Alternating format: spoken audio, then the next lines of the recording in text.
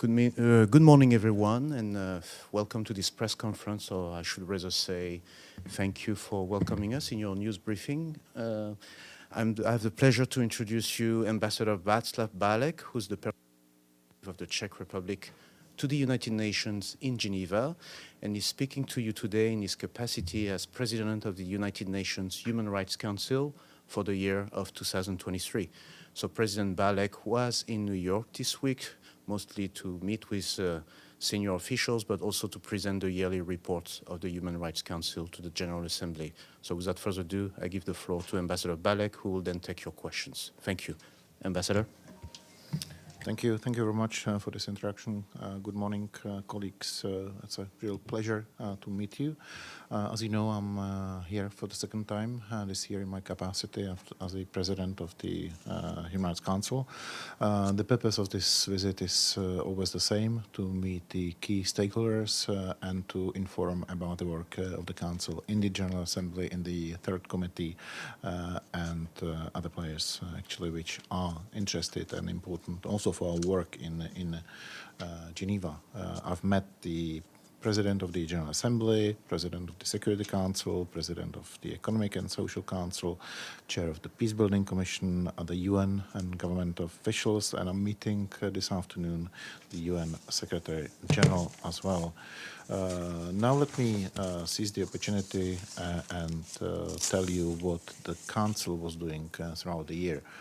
To a certain extent, I've mentioned those data and those facts already in front of the General Assembly, but I'll repeat some of those highlights I really deem as important.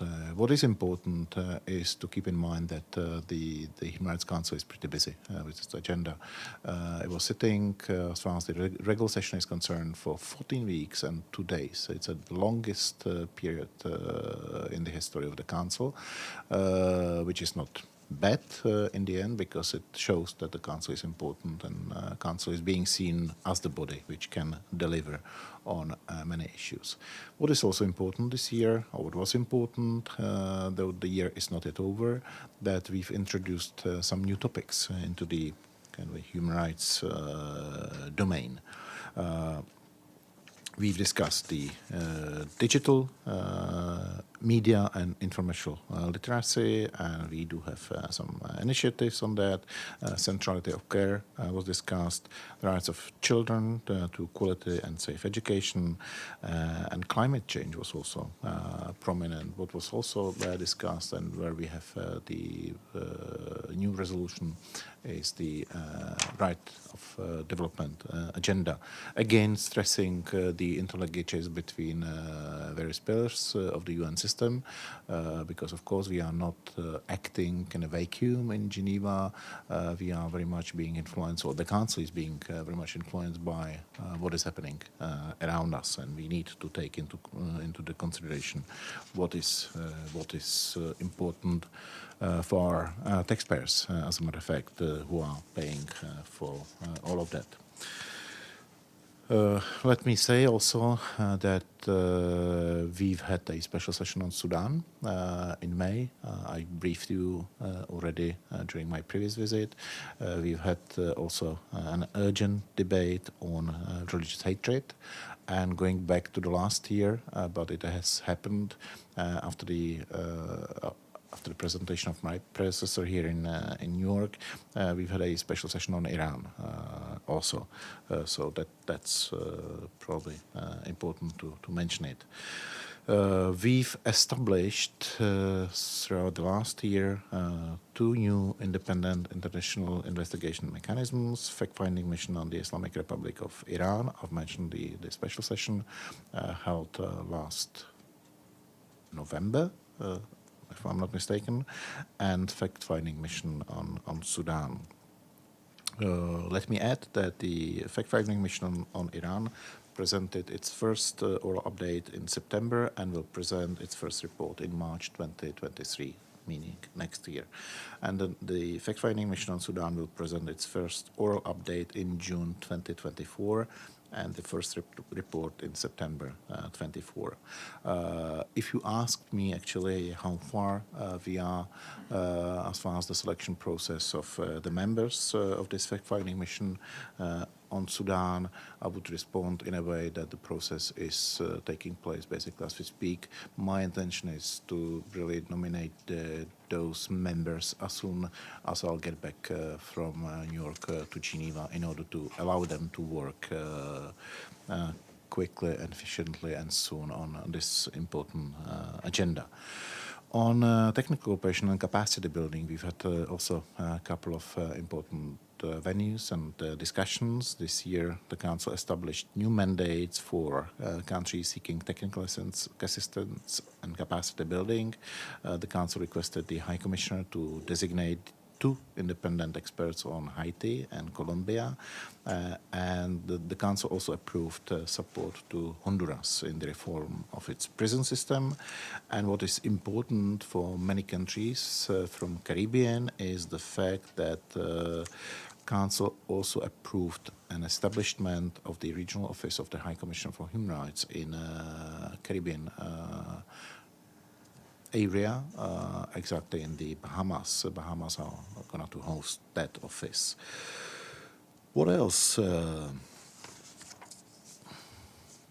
Maybe something about the atmosphere, which is pretty important, especially if you think about what is happening around us. I do feel that we are still able to produce good results as far as the work of the Council is concerned. I do feel a lot of support. I do feel a good atmosphere in the Council, a responsibility which is really important for the work of the Council.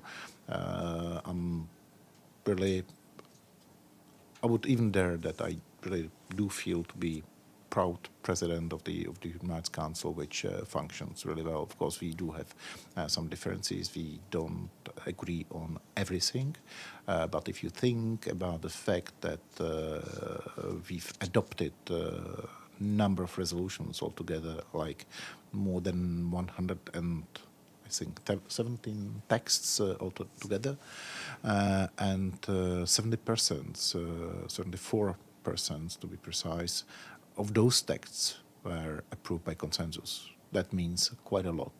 That means that there is a really a goodwill. There is a kind of a feeling of responsibility, and there is a space in which we are able to really work together and address the issues which are important for all of us. HRC membership, maybe let me say in passing that we will have new 15 members, or we have 15 elected members. Some of them are new, some of them will serve the second term. They are going to start on the 1st January 2024, exactly at the date at which my mandate will finish, and the Czech Republic will be the country leaving the Council for the next year. As a matter of fact, but there'll be new blood, new energy in the Council, I'm sure, and I'm also sure that the Council next year will be as efficient and as consensual as this year.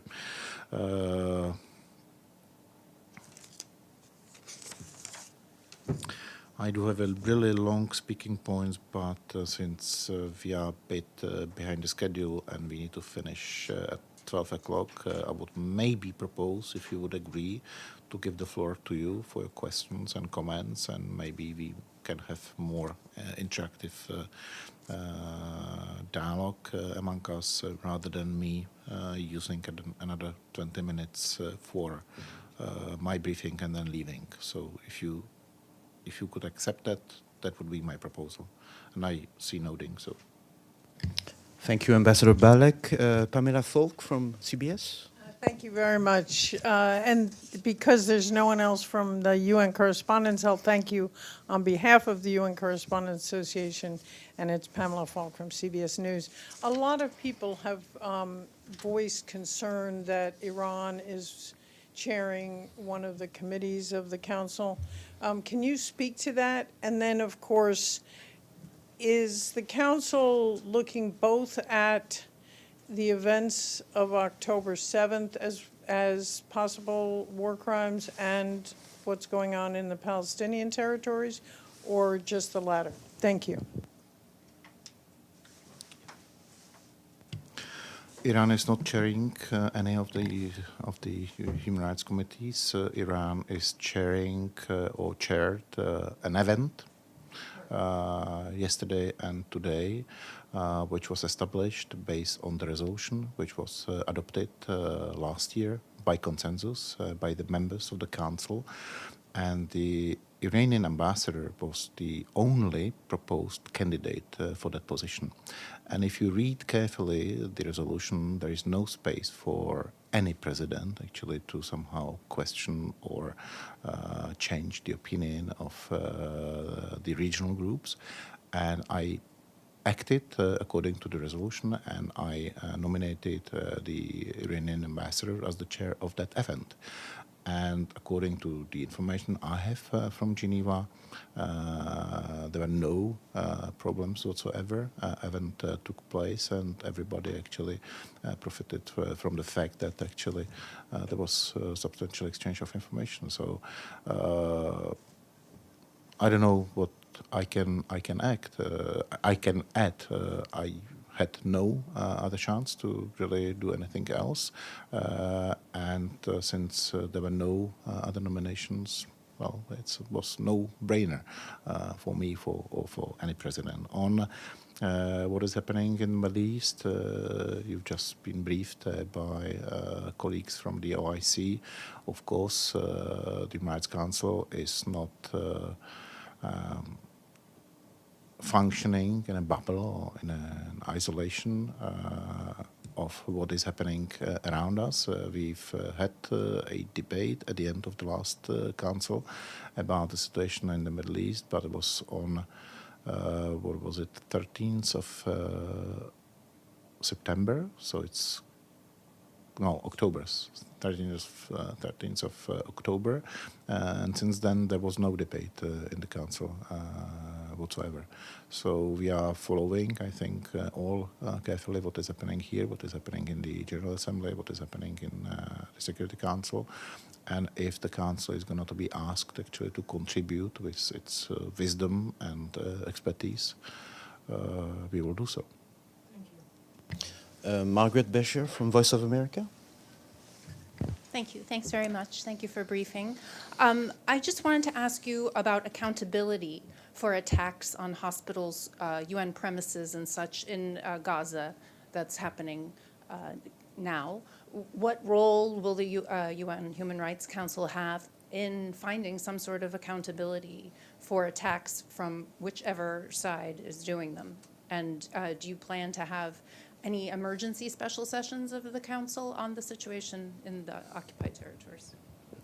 Thank you for that question, but as you know, I'm speaking to you in the capacity of the President of the Council, and it's not up to me actually to decide what's going to be decided or consulted or discussed or not discussed at the Council level.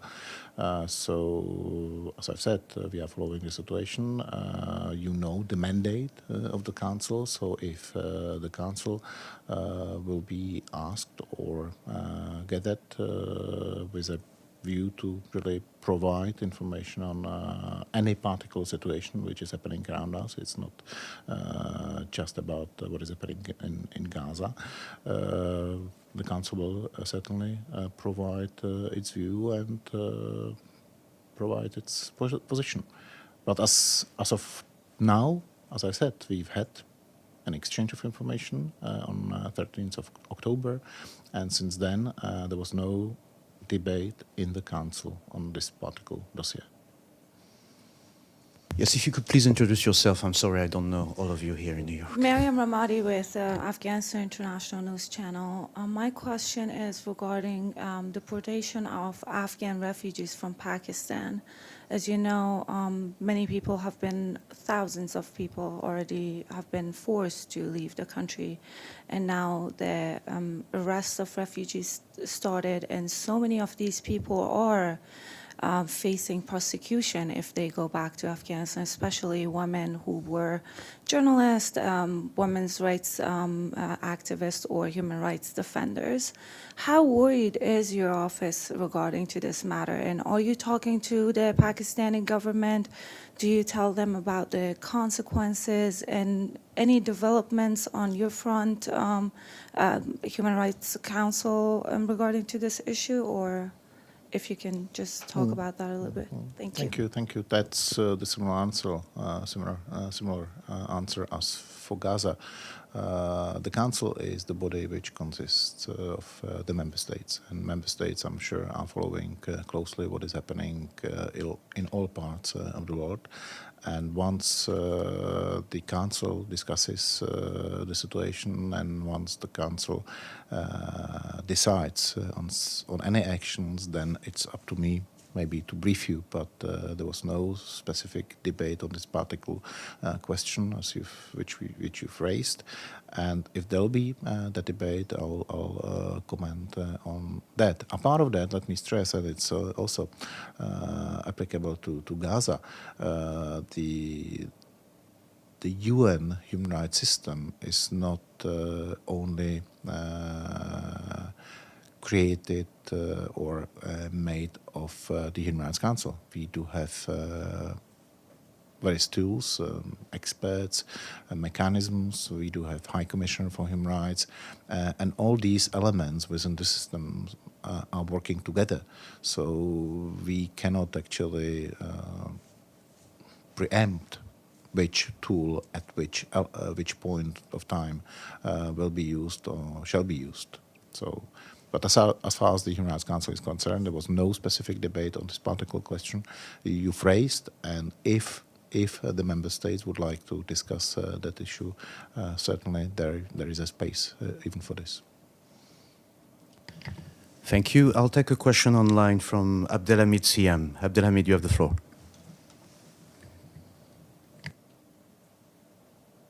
Abdelhamid Siam from the Arabic Daily Al-Quds Al-Arabi.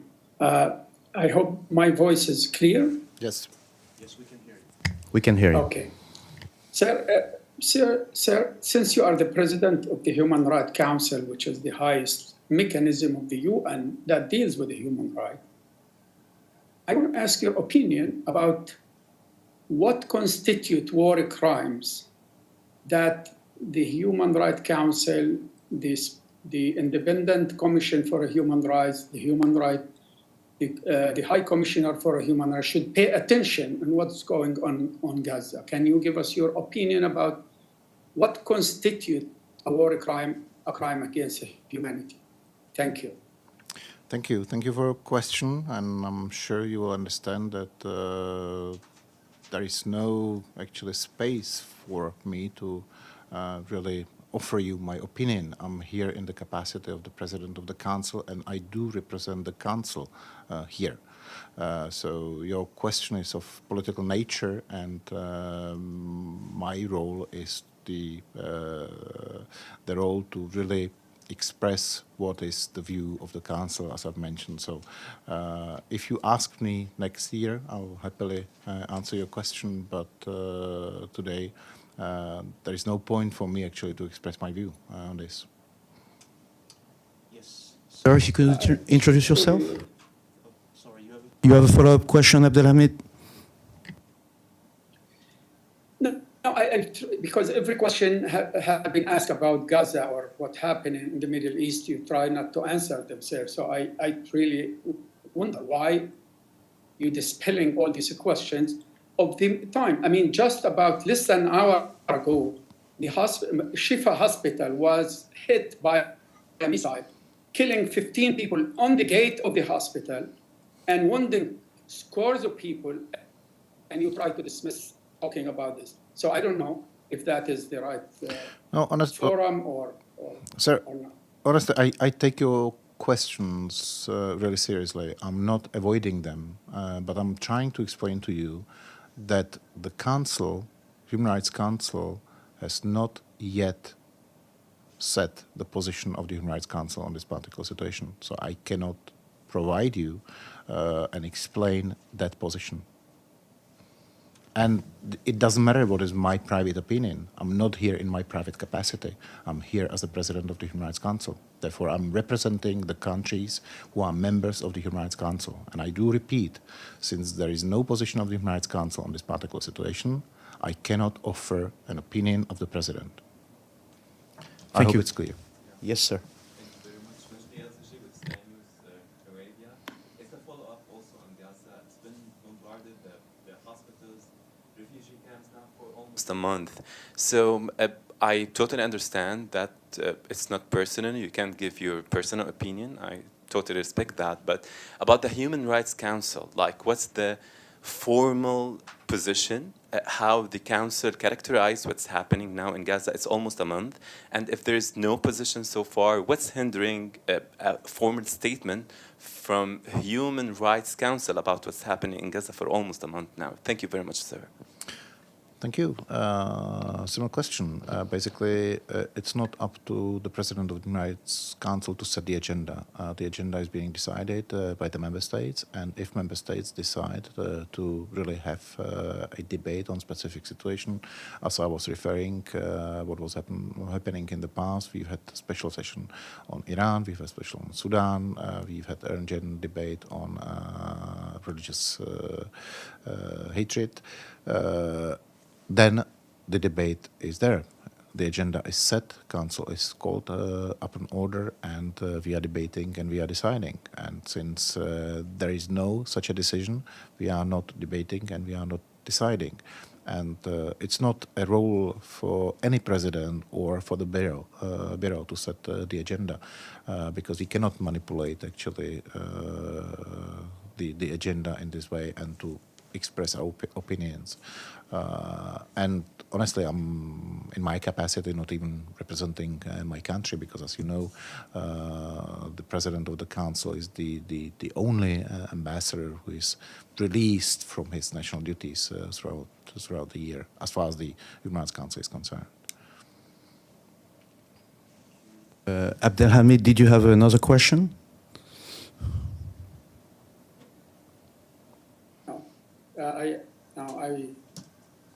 I found that this is press conference was disappointment, at least for me. I'm sorry, this is my personal view.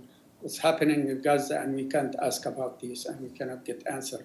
And there is an independent commission that has been established by the council, and it's been investigated. And they spoke here in this room about it. And Navi Pillay spoke to us, and she spoke about the possible war crimes, and they are investigating what's happening, and here we get no answer. So yeah. But sir, please, I do apologize that you are not satisfied with my answers, but again, I'm here in the capacity of the president of the council. I'm representing the council. You referred to the independent commission.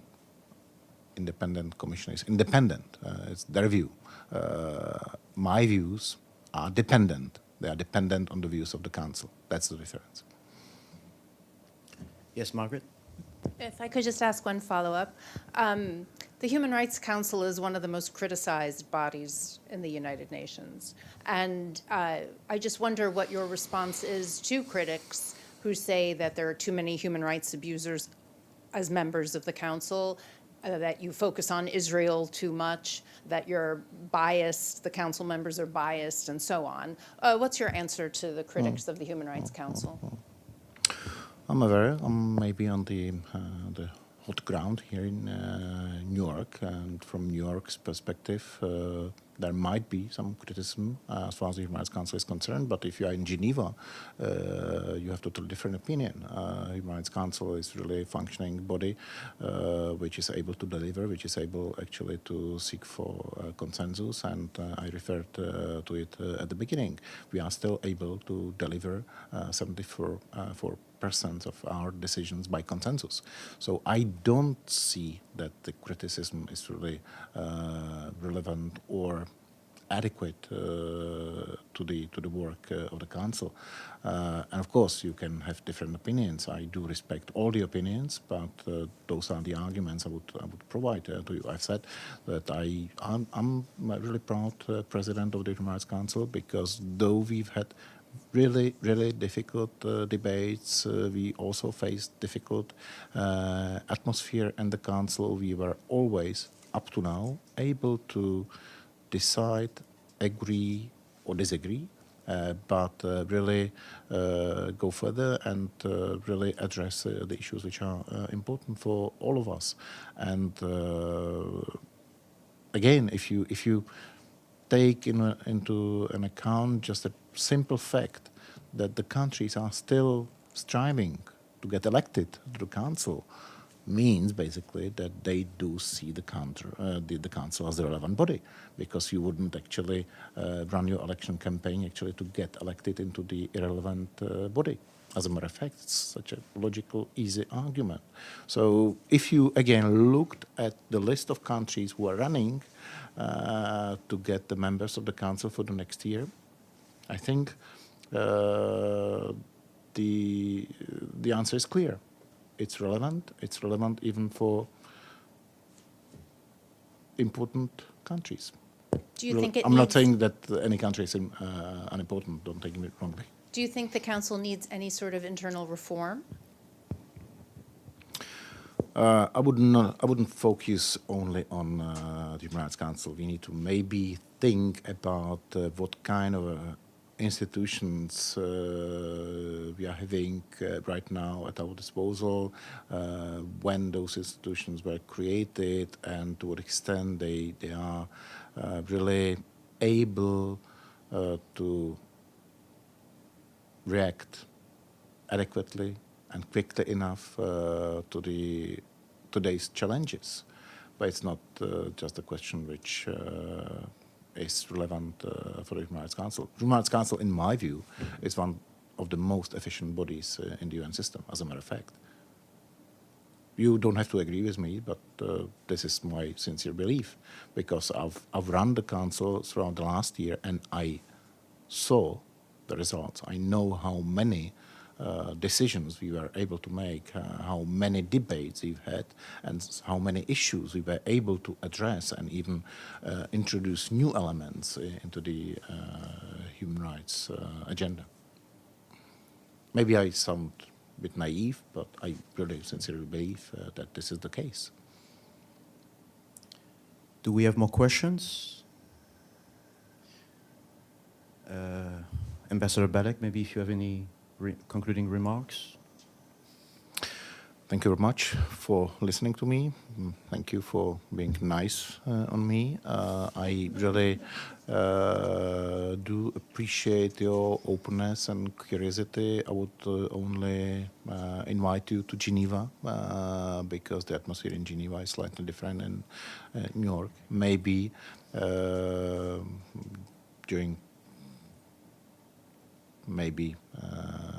during the less emotional period of time.